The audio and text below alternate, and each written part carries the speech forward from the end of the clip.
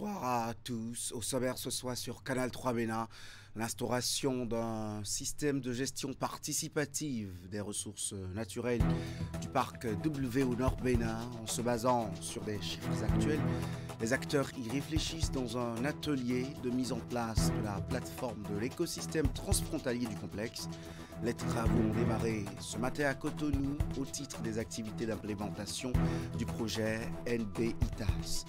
20e anniversaire de la loi qui a rendu justice à la femme béninoise en faisant d'elle un sujet de droit au même titre que l'homme. Le Code des personnes et de la famille du Bénin a aussi revu la condition de l'enfant. C'est ce que nous dira une professionnelle de justice, défenseuse de la veuve et de l'orphelin au tableau des avancées introduites depuis 2 décennies par cette loi. Azové à Plakwe, c'est le premier marché régional ouvert par le gouvernement. Après les infrastructures mises en service à Cotonou, le pôle commercial du Goufo, érigé sur près de 7 hectares, est désormais accessible au public depuis ce week-end avec plus de 2000 espaces de vente.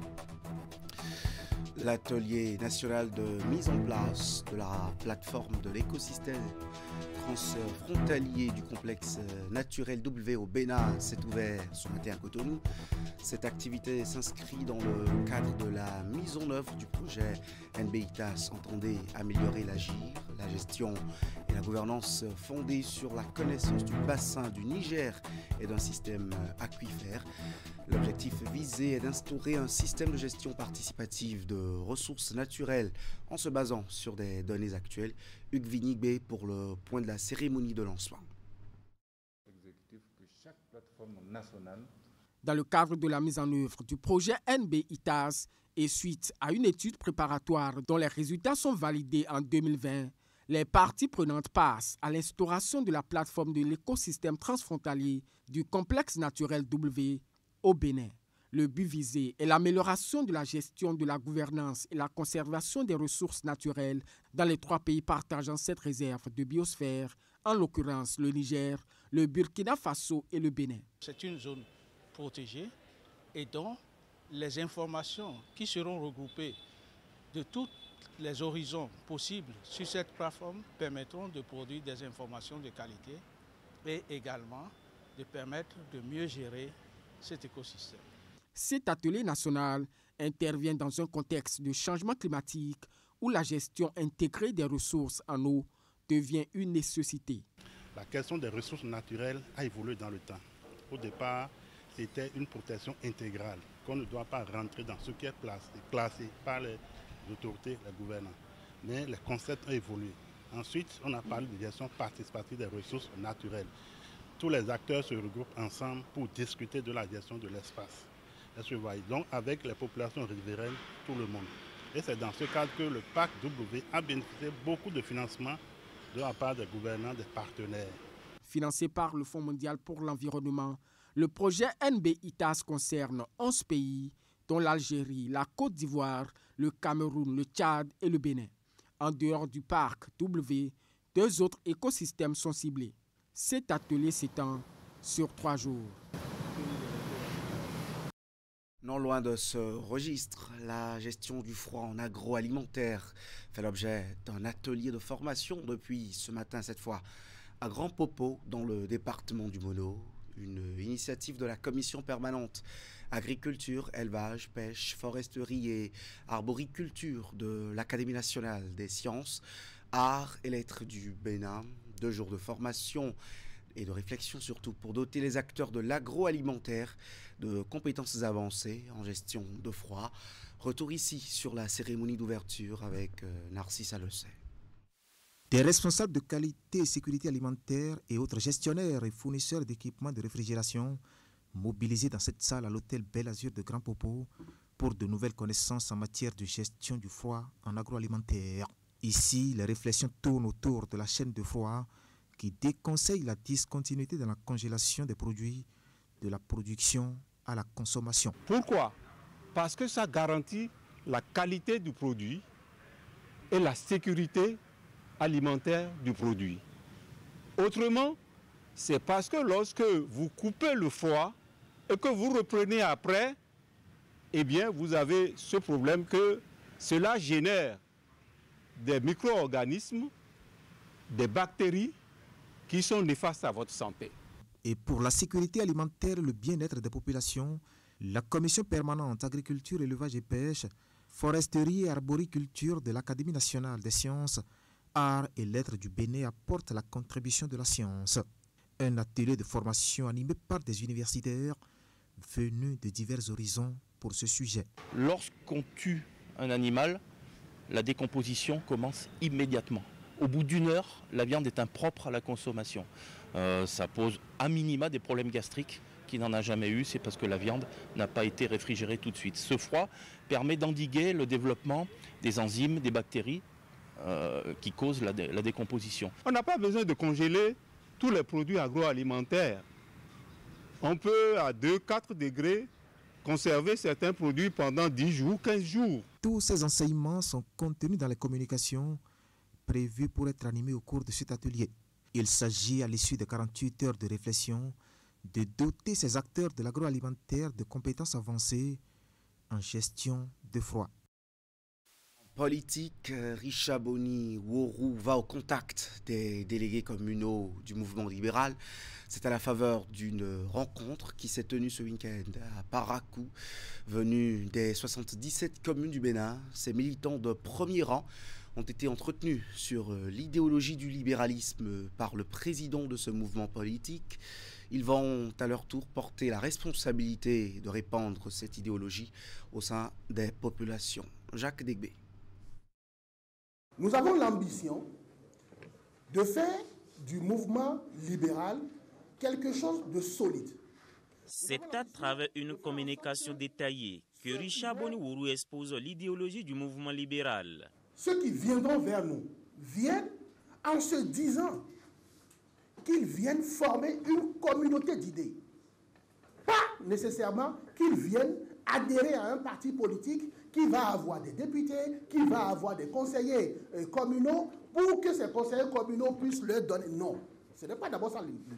Et c'est donc dans ce sens que les 77 délégués communaux ont vu leurs capacités renforcées. L'objectif est de former ces militants afin qu'ils puissent à leur tour expliquer l'idéologie du libéralisme dans leurs localités respectives. Dans la perspective d'une possible mutation bientôt, nous avons décidé de rencontrer les 77 délégués du mouvement libéral afin de partager avec nos délégués notre vision pour que cela puisse être répliqué dans chaque commune. Donc c'est relativement comme si nous envoyons à partir d'aujourd'hui nos soldats sur le terrain pour aller porter la voix du libéralisme dans chaque contrée de notre pays. Le libéralisme, une révolution d'idées qui met au cœur du système politique une vision claire, une vision libérale avec l'être humain au cœur de la gouvernance. Mais le libéralisme, c'est 3 choses importantes. C'est d'abord le respect des droits individuels, la libre entreprise, donc un marché libre, la dynamique économique et surtout la formation, l'éducation, la santé, mettre l'accent sur la personne. La personne humaine est au cœur du libéralisme. Il faut que nous ayons des droits, que nos droits soient respectés, que nous ayons une économie solide. Les 77 délégués communaux se disent désormais aguerris pour assurer leur mission, celle de partager la vision du mouvement libéral à travers les quartiers de ville, villages et hameaux de leurs communes respectives. Nous sommes nombreux à penser libéral sans en être conscients. Et ce qui va nous permettre, quand nous allons retourner dans nos bases, à pouvoir aussi faire la même chose avec les populations à la base. La promotion de notre parti au sein des femmes, surtout de la jeune fille, nos mères, celles qui n'ont pas l'information, nous allons leur montrer ce qu'est le libéralisme. Je parlerai d'une évangélisation de l'idéologie pour les Béninois. Cette formation des délégués communaux fait suite à celle des premiers militants du mouvement libéral, un mouvement qui se réclame être le premier au Bénin à disposer d'une vision claire. Merci beaucoup pour le déplacement. Il y a 20 ans maintenant que le Code béninois des personnes et de la famille est entré en vigueur. Le texte de loi a été promulgué le 24 août 2004, après son adoption en 2002 par l'Assemblée nationale. Cette loi a introduit des changements majeurs dans la législation béninoise en matière de protection de la femme et de l'enfant. Le droit positif béninois a reconnu à la faveur de ce texte la femme comme sujet de droit. 2 décennies après son entrée en vigueur, on revient sur les principaux acquis que le Code a consacrés aux différents acteurs de la famille. On écoute ici la fondatrice et présidente d'honneur de l'Association des femmes avocates du Bénin, commissaire à la Commission béninoise des droits de l'homme, maître Alexandrine Saïzonou-Bédier. Chaque maison devait avoir un code des personnes et de la famille. Parce que le code de Marie-Élise Bédot, le code de tel ou tel, ce n'est pas la réalité. Parce que la réalité, il faut voir quel est le contenu du code. Si les parents ne sont pas mariés, l'enfant portera le nom de son père s'il n'y a pas eu la reconnaissance préalable. Il y a ça. Il y a le fait que pour que l'enfant porte un nom, soit reconnu, il faut que l'enfant soit déclaré. On préfère faire les baptêmes, faire la fête, et on oublie l'essentiel. Il y a des parents qui ne déclarent pas la naissance. Aujourd'hui, par le Code des personnes et de la famille, on avait commencé par dire, en 7 jours, vous déclarez la naissance, le décès ou tous les actes de l'état civil. De 7 jours, on a vu que c'est trop tôt, c'est trop peu. On a élargi à 21 jours. Aujourd'hui, on est à 30 jours. Si vous voulez dans votre vie avoir plusieurs épouses, il y aura une qui sera reconnue par la loi et les autres resteront dans l'ombre. Mais vous savez qu'aucune femme n'aime rester dans l'ombre. Et ces enfants qui sont nés de ces relations, avant on parlait d'enfants illégitimes, d'enfants. Aujourd'hui, on ne dit plus enfants illégitimes, on parle d'enfants naturels. Et l'enfant naturel doit être reconnu, doit être connu par l'époux marié légalement et qui, dans des moments de faiblesse, a eu des relations hors mariage et a eu un enfant. Avant, les femmes n'héritaient pas. Dès que le monsieur décède, c'est la famille qui arrive. Ça se passe encore aujourd'hui, mais ce n'est pas méconnaissance des tests. Et par refus de dénoncer, parce que les femmes, certaines encore, ont peur et se taisent. On a réglé la question de l'adoption. Vous savez, avant, les gens ne faisaient pas les formalités. Tu entends, il n'y avait rien. C'est moi qui l'ai gardé depuis son enfance, mais c'est la filiation adoptive.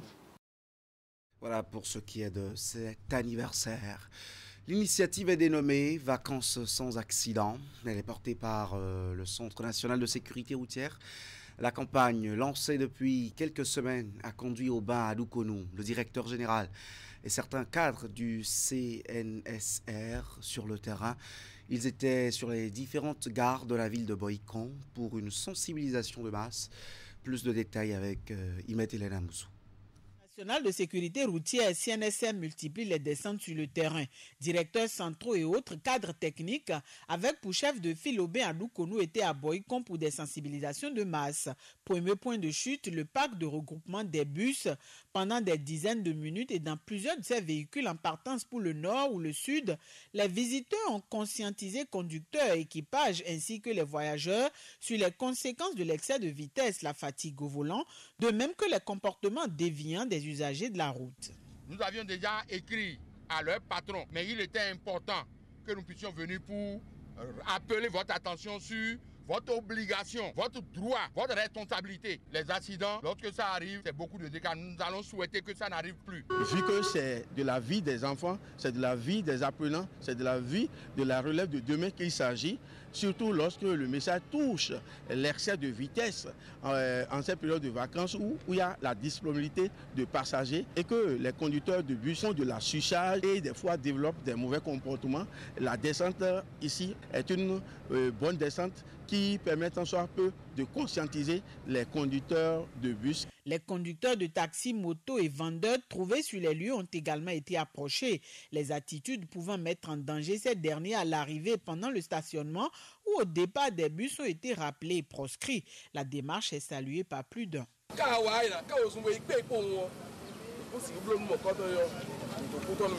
Après le parc à bus, cap a été mis sur la gare routière centrale de Boycon. Ici également, les bons comportements ont été rappelés. Nombre de préoccupations ou inquiétudes ont été soulevées par les usagers ainsi que les responsables des lieux.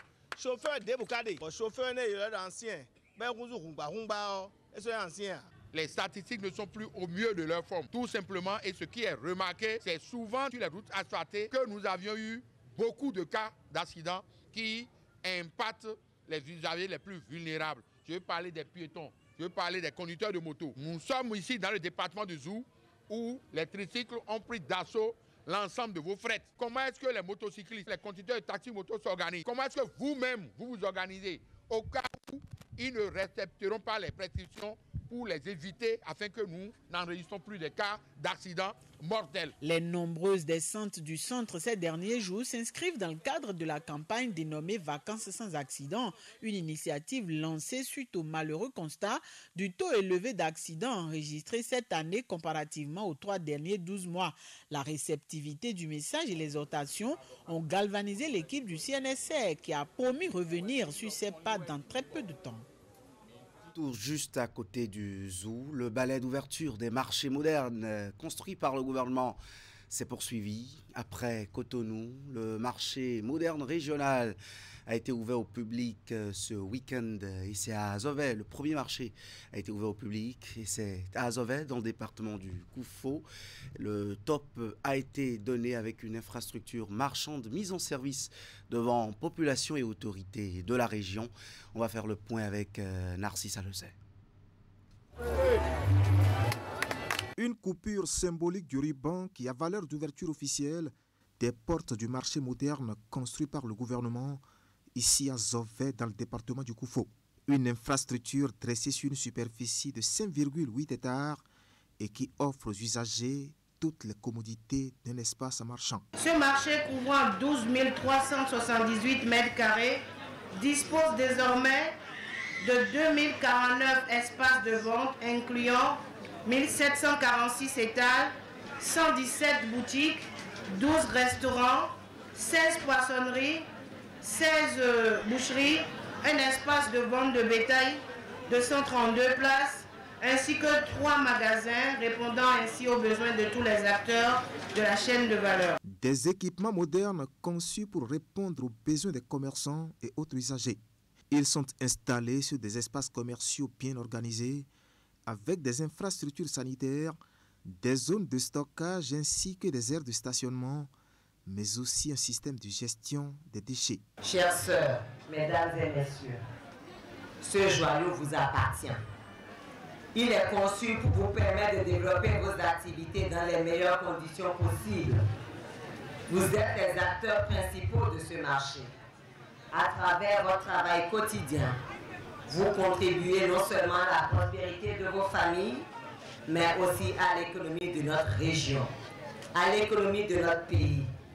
Je vous encourage donc à faire bon usage de ce marché, à l'entretenir, à le valoriser pour qu'il reste à jamais un moteur de croissance pour notre région. C'est aussi un exemple d'investissement qui éloigne désormais des usagers les souvenirs de conditions d'hygiène et de sécurité précaires. Ce centre d'échanges commerciaux situé dans la commune d'Aplahoué est ainsi le premier marché moderne régional mis en service par le gouvernement. Vous savez dans quelles conditions les échanges commerciaux étaient faits dans nos marchés. Vous savez ce que nous nous préparons à vivre pour bientôt. Et pour cela, nous avons des raisons sérieuses de réitérer toujours, sans modération, nos remerciements à l'endroit de tout le gouvernement. 24 heures avant cette cérémonie d'ouverture officielle, le tirage au sort pour l'attribution des places a été effectué devant le public. La capacité d'accueil de cette infrastructure marchande est de 2049 places. On finit maintenant. Le quotidien Matin Libre fête ses 10 ans d'existence. Une soirée de gala a été organisée à Cotonou au nombre de la série de manifestations commémoratives de cet anniversaire. Occasion pour les journalistes et la direction du journal de se retrouver pour partager des moments de convivialité. Retour sur les images de cette soirée avec Maël Roubelou.